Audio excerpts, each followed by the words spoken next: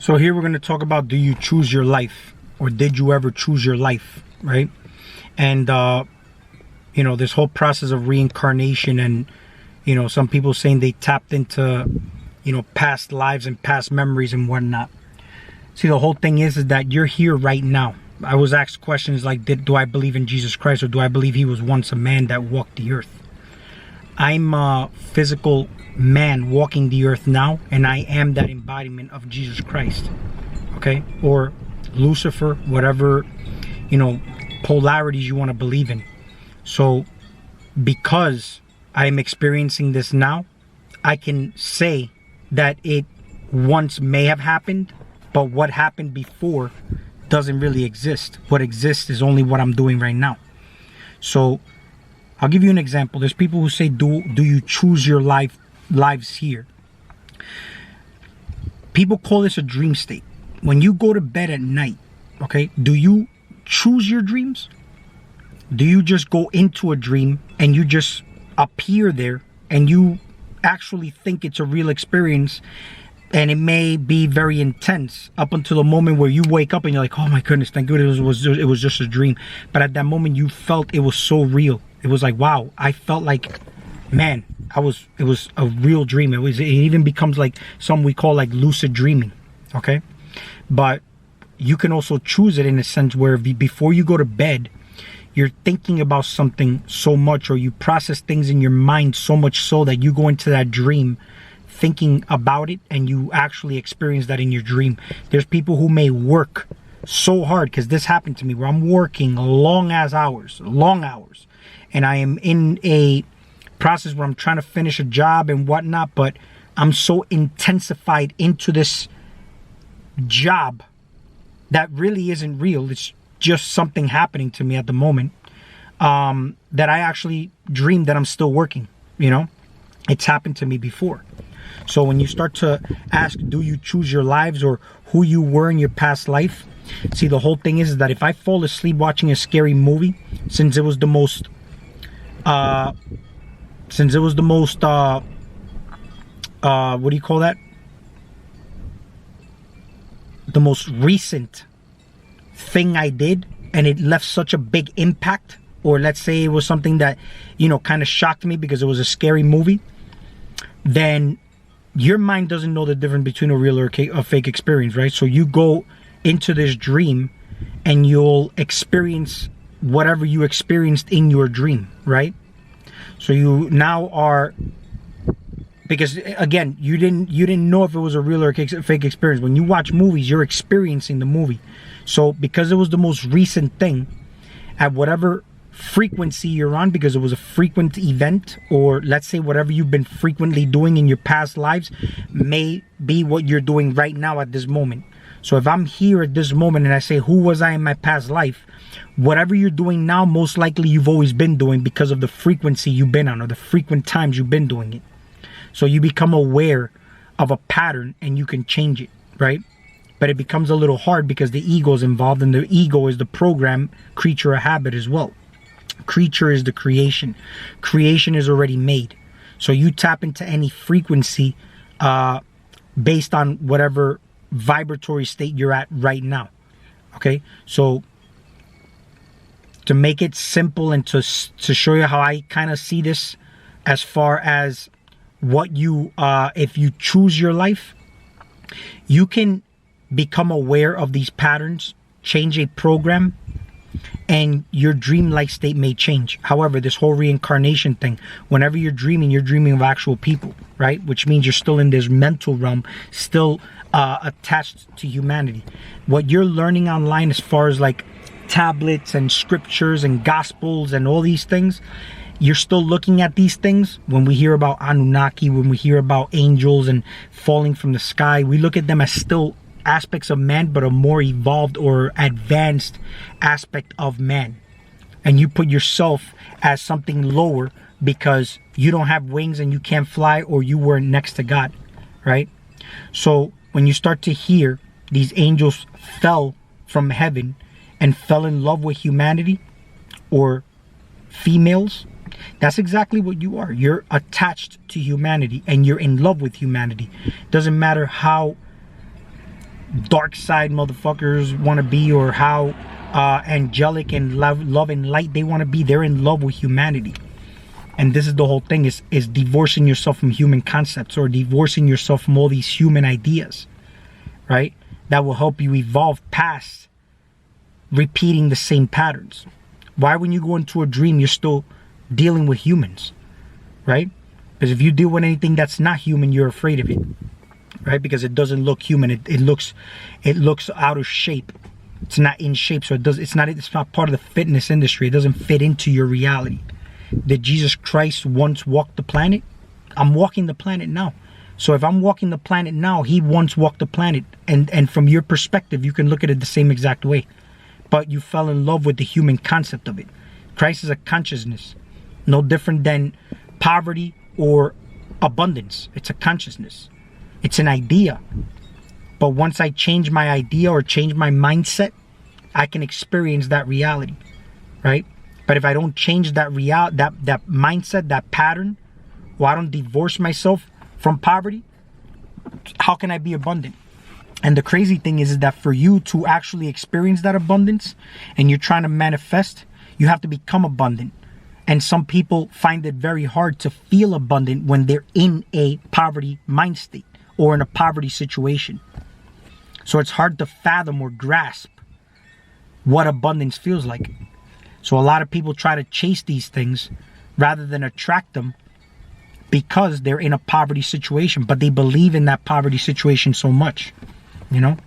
And the whole thing is that when you're in your now moment, you appreciate the abundance that's around you. Find everything around in your space that you could feel very, very grateful for. See, gratefulness or gratitude is what changes that vibratory state you're on of poverty, right?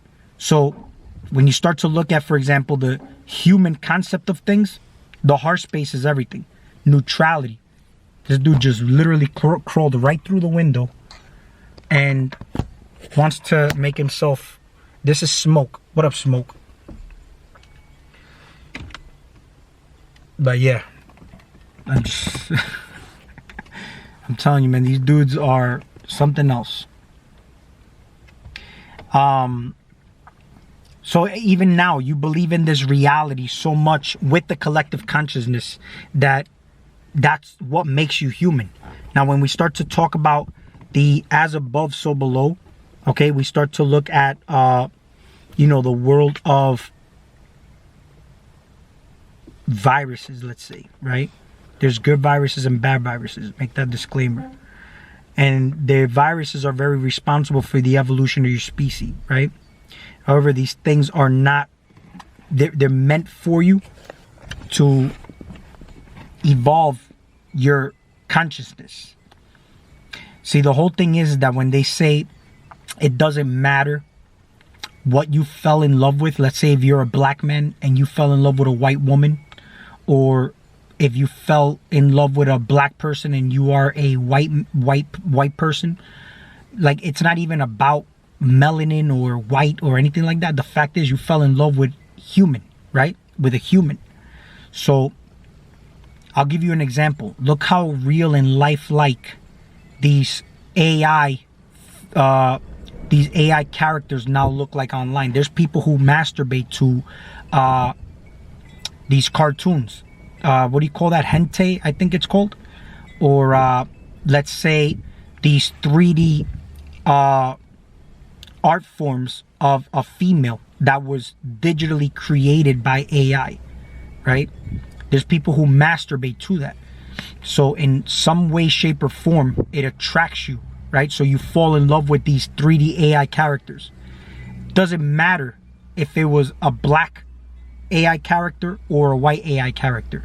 You're falling in love with an AI character, or you're masturbating to an AI character, which is crazy, right?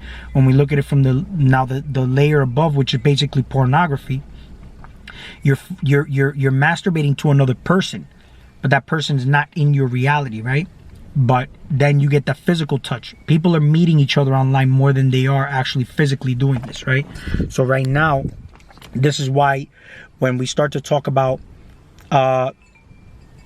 having your mind evolved from this humanity, you're going into deeper layers of it, because you're not only becoming less human, but you're becoming more robotic, more AI. So when we talk about AI merging, with humanity, or, AI taking over the world, it's basically you are AI merging with that AI, because you become that AI, the fact that you are actually getting turned on by that AI, But when you start to divorce yourself from all these things, no mind and whatnot, and the whole non-duality thing, you can see that everything is a sexual experience, right? But you can actually experience you being one with somebody based on even either constructive waves or destructive waves, right? Let's say constructive interference or destructive interference, when we talk about it as far as like us exchanging information with each other, good vibes, bad vibes, we're actually experiencing that person, right? If I have a let's say a 3-hour conversation with somebody, and it was a building conversation because it was coming out of love, then I became one with that person because I felt energized, that person felt energized. It was never a draining moment. There was good chemistry, right? So let's say I was going to say something, I forgot.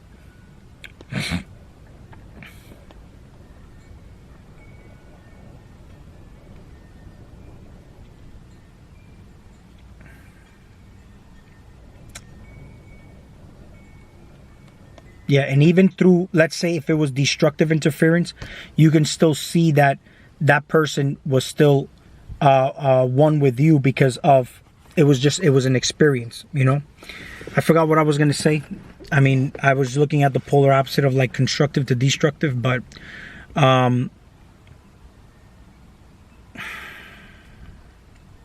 this is what I was going to get to. Okay.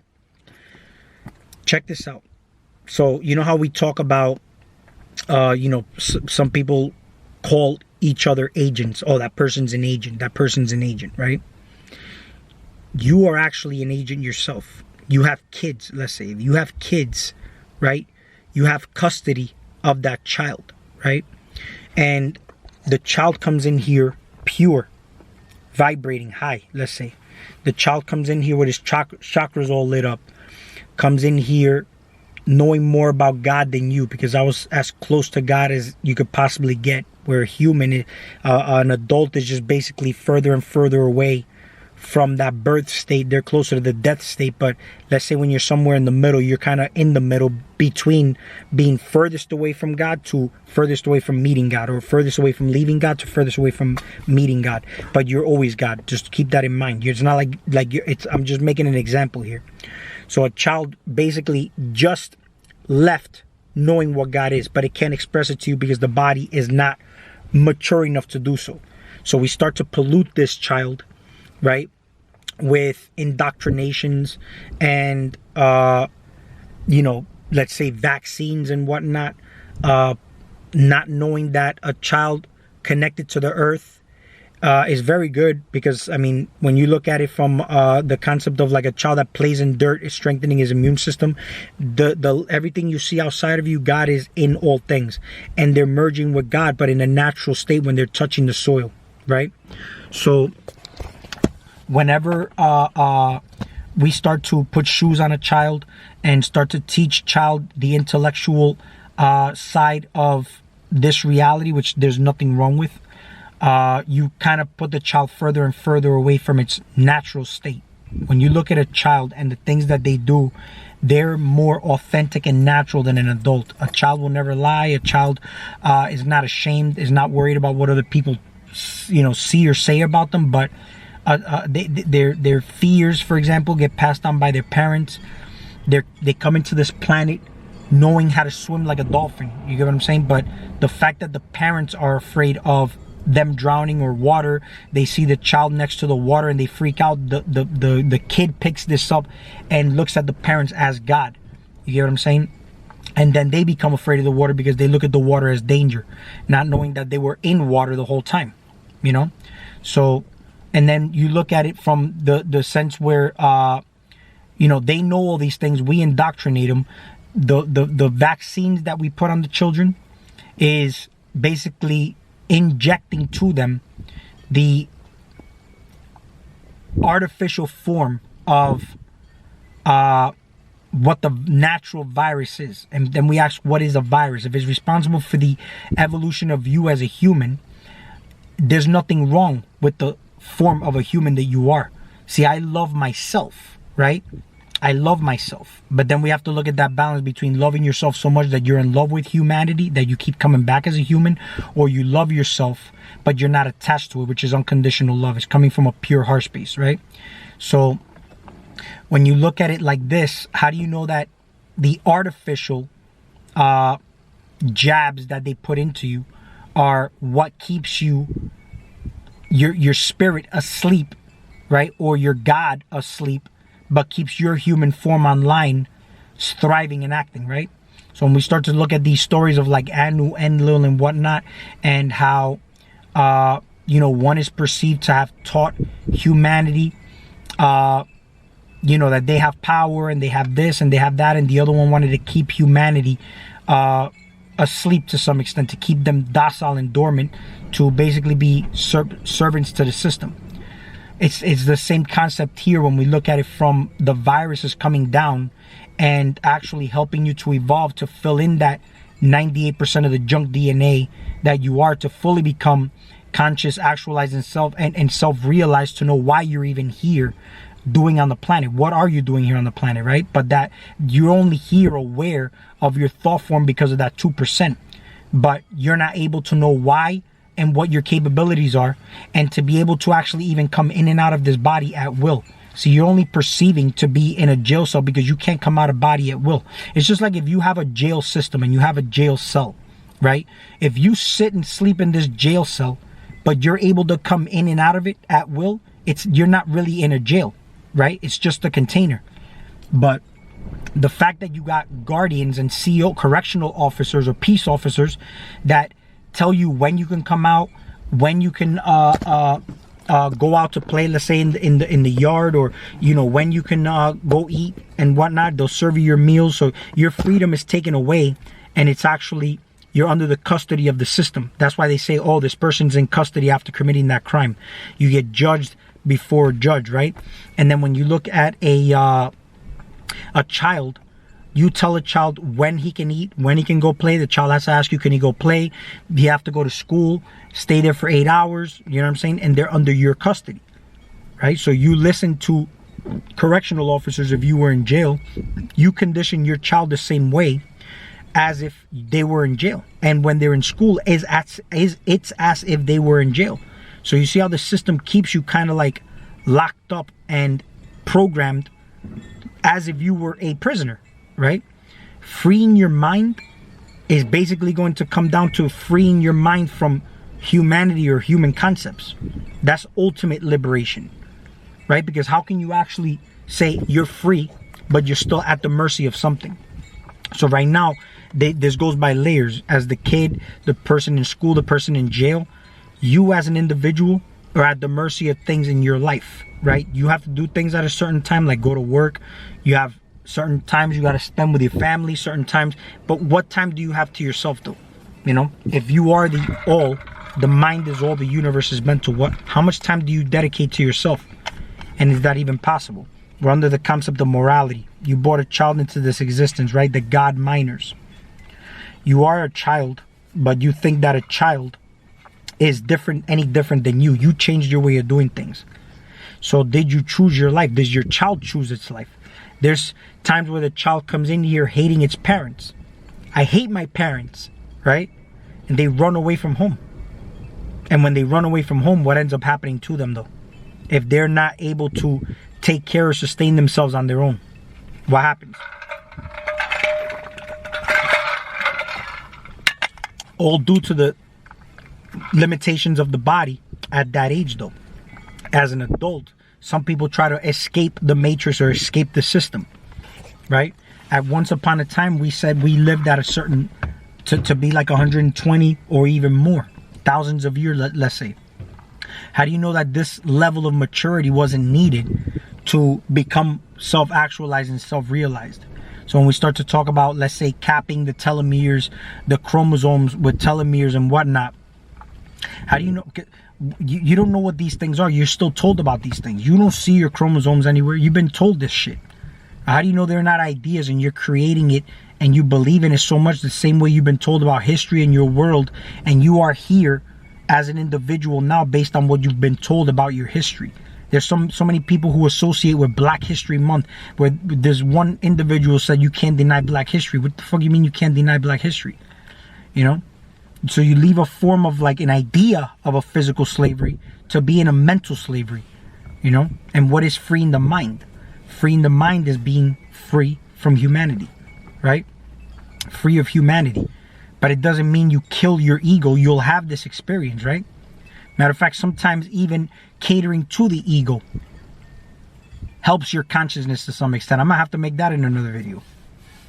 But that's all I got for this video. Any questions, leave them in the comments. Please like my video if you like it. That actually helps my channel out a lot. And if you're not subscribed, subscribe. Keep up with the content. And we will talk soon.